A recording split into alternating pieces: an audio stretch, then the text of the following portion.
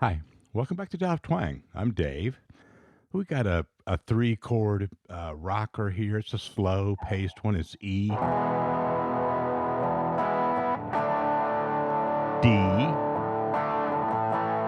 A. Okay, and I didn't do a lot of soloing over the intro, and I kept that first climb there, pretty mechanical looking. It still sounds good, but that's what I want to be able to go back and tab it. I haven't done it yet, so I want to be able to tab at least that first little part for you and embed it in this video.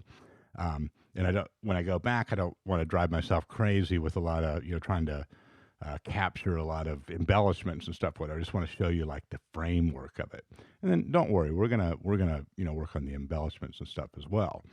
Um, but it goes to kind of the point of this video, which is using triads, but using a little bit of formulaic thinking, I guess, to get you going with to make it soar a little bit more, to make it more melodic, but also to give you like movement up the neck with it. Okay. Um, and then I spent a little time just going over that rhythm in the intro too, because it feels good and it's kind of you on a piece like this, you want to build it and go back to the rhythm and kind of make that a real part of the whole improvisation, right? And if you're jamming with a band or something, then you've got a lot of space in there for bass movement and drum fills and things, and you want to just kind of hang back on the rhythm sometimes, but still make it very emotional also. So sounds like a lot, but the long and the short of it is we're going to look at this method of using triads and kind of aiming for a scale tone above each one, and coming back down. And I think you'll notice a melodic shift when you do that. So um, let's look at the progression. Well, we got the chords, but let's look at kind of just the vibe of it.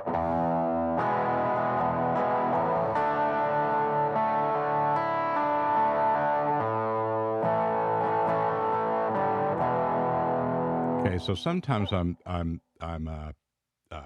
most of the time on the backing track too. It's on the D. It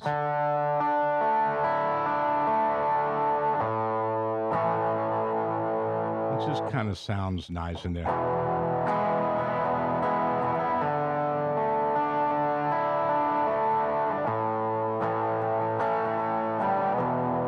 You hit a little right. And sometimes I'm going.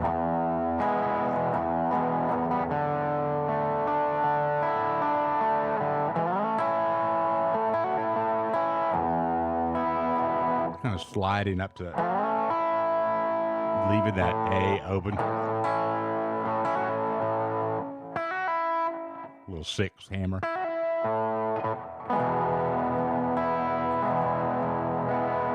Okay, so put the track on and just hang out on that. It feels good. Try it. So that first little lick there, let me demo it for you, and then we're gonna put the tab up here and really look at this one. This is gonna be our model for this method. Well, I let the beginning of it go around, didn't I? I'll just jump in right here.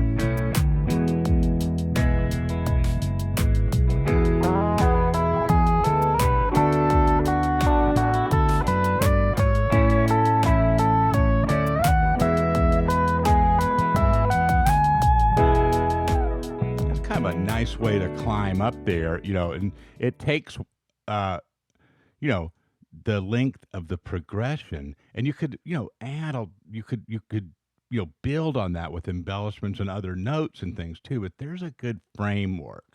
So if we strip this down to the triads right away, we've got right, and that's C caged for a E. And I probably hit it from. All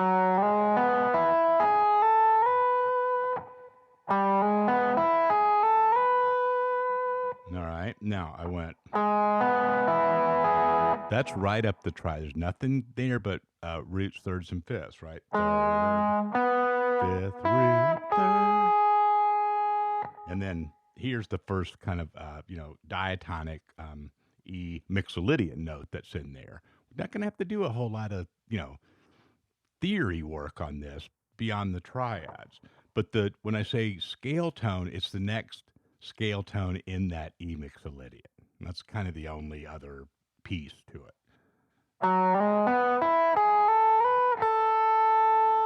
Now I'm on a note that's in the D triad.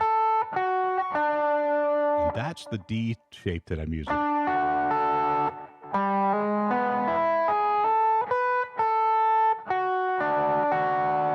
It's kind of going down there and back. I might have done it with one finger. I might have used two. I'm lazy, so I probably used one. I probably went.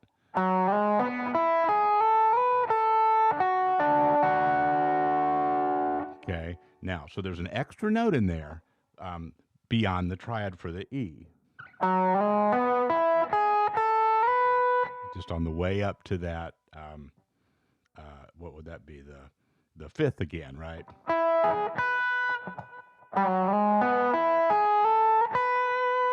Okay.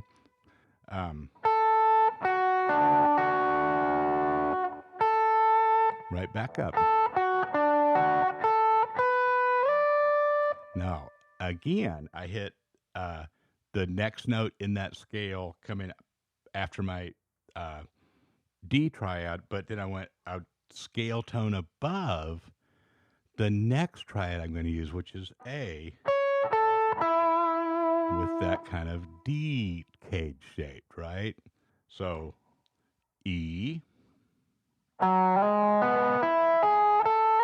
D,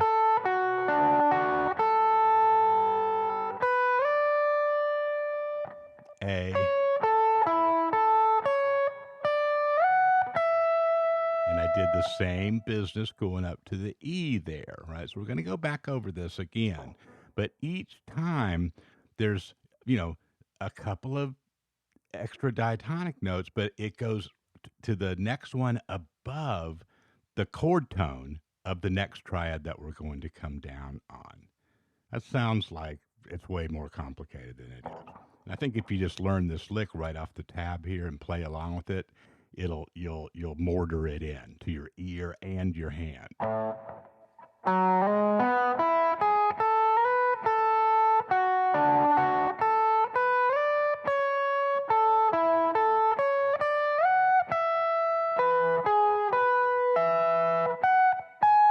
And then I just kind of went up the scale there, right, to get to the third. Just to end on something a little bit sweeter, right? So let's put the track on, and I'll just do that a couple times with it. If the track's fast at first, then work off to the side. But here's what you're working up to.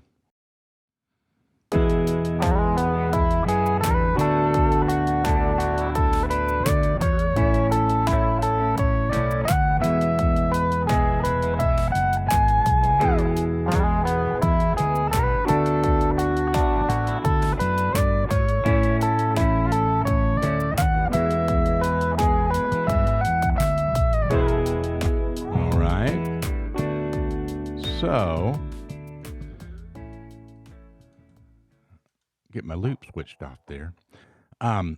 Yeah, we'll let that be kind of the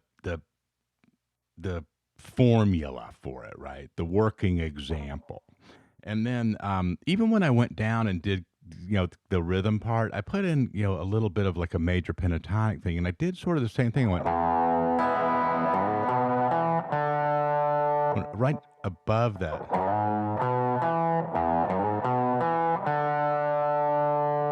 It's a scale tone above the D.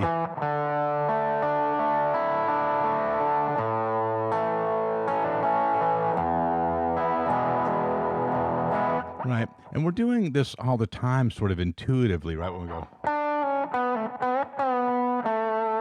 Right, you're coming down from right above. That's just kind of, it's not really an enclosure, but it's like it's another kind of approaching thing. It just leads the ear, in a real melodic way to those chord tones, right? And then you do a sus4 or something.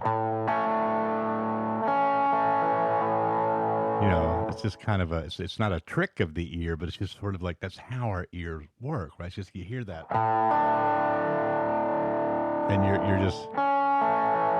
just makes that it's like putting the seasoning on the food or something. I guess it just makes that C sharp sound that much better coming right after that.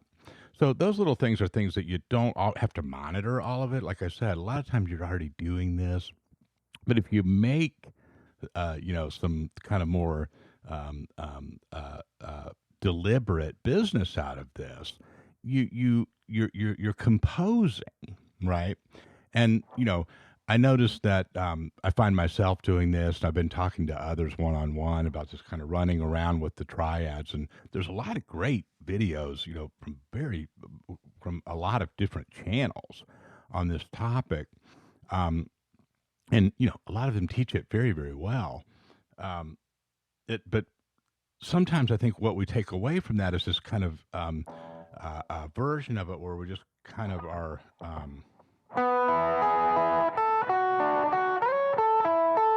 We're just playing the triad notes.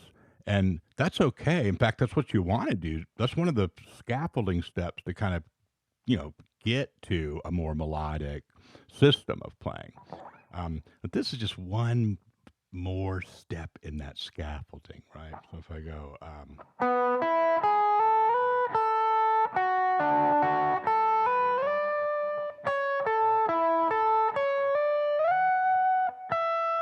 see, every time I move my hand, I'm aiming for one uh, scale tone above, and it's just really as simple as that. Now, the fingering, you can work out because it's gonna alter what you're used to doing when you're moving these cage shapes around, right? It doesn't always have to be climbing like that either. I just like that because I want to get up there and if I were to keep going with this, I'd do some higher more soaring stuff up here once I got up here. Um, but that's pretty much the program on this. Now we're gonna take this backing track one more time around here in a few days, and just work on some more lead ideas, soloing ideas to go over it. But see if you can also find some other shapes to work this into. Let's we did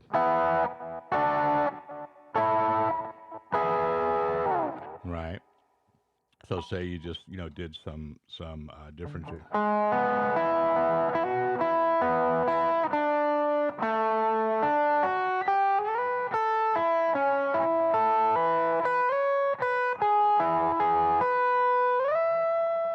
Right.